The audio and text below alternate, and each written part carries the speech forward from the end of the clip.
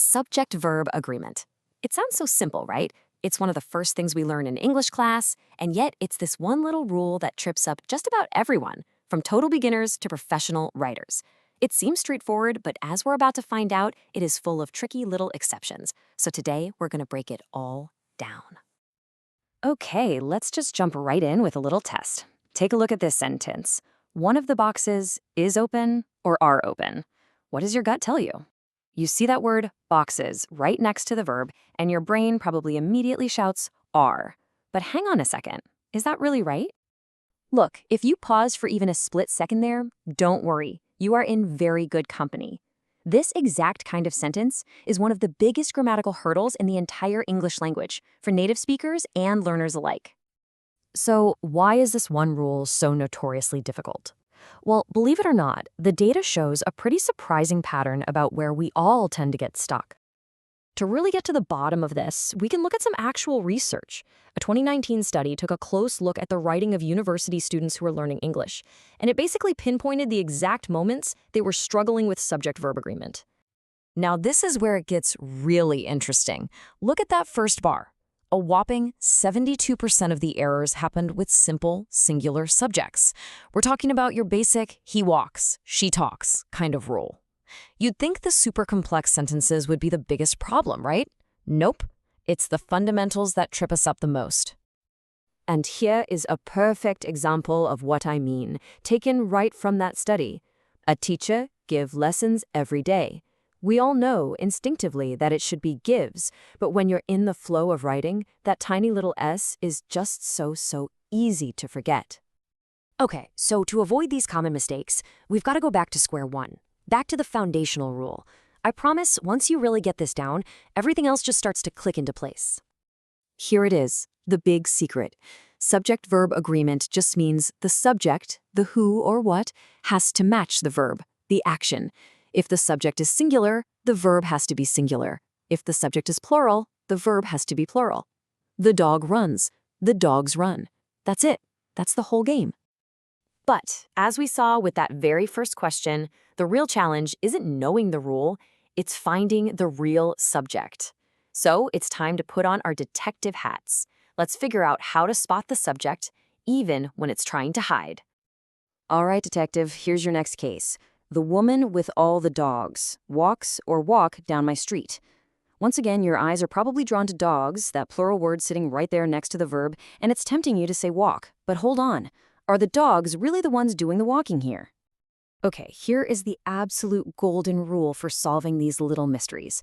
The real subject is never, ever hiding inside a prepositional phrase. You know, those little phrases that start with words like of, in, with, or on. They're just bonus information. They are not the star of the show. So here's a super simple 3-step method you can use every single time. First, find your verb, the action word. Second, ask yourself who or what is doing that action.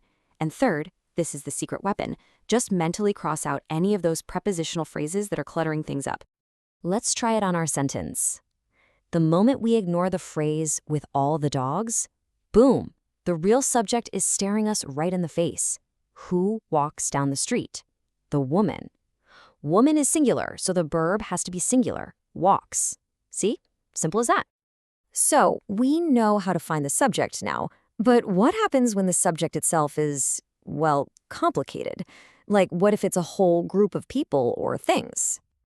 This is where we get into something called collective nouns, words like team, family, or committee. And here's the trick. The verb you use all depends on the context. If the group is acting together as a single unit, like the team is winning, you use a singular verb. But if the members are all acting as individuals, like the team are arguing, then you switch to a plural verb. And just to make it a little more interesting, where you are in the world actually matters. In American English, we tend to treat these groups as singular almost all the time. You'll usually hear the family has. But in British English, it's way more common to hear a plural verb, like the committee are meeting, which really emphasizes the individuals in the group.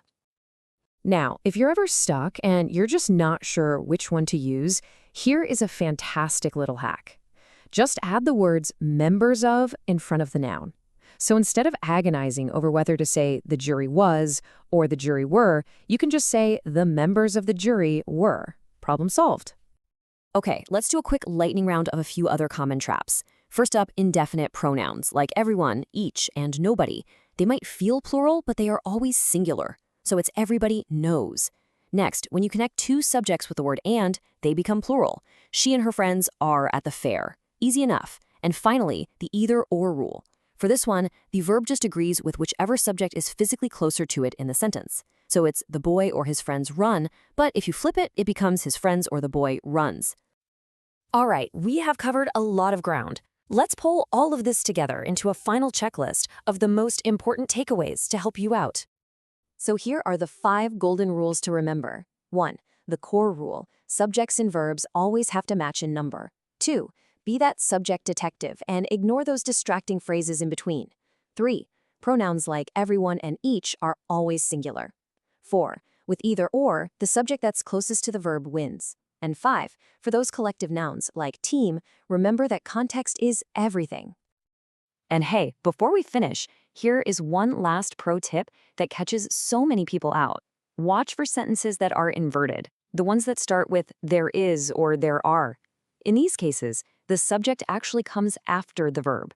The word there is never the subject. And that's why we say there are many questions, because the plural subject questions matches the plural verb are. So, we've dissected one of the trickiest rules in the English language, but I want to leave you with a final thought that goes way beyond just grammar. How does mastering a small technical rule like this actually change how we share our big ideas? When our writing is clear, when it's precise, does it make our arguments more persuasive? Does it build more trust with our audience? It's something to think about. Thanks so much for joining me.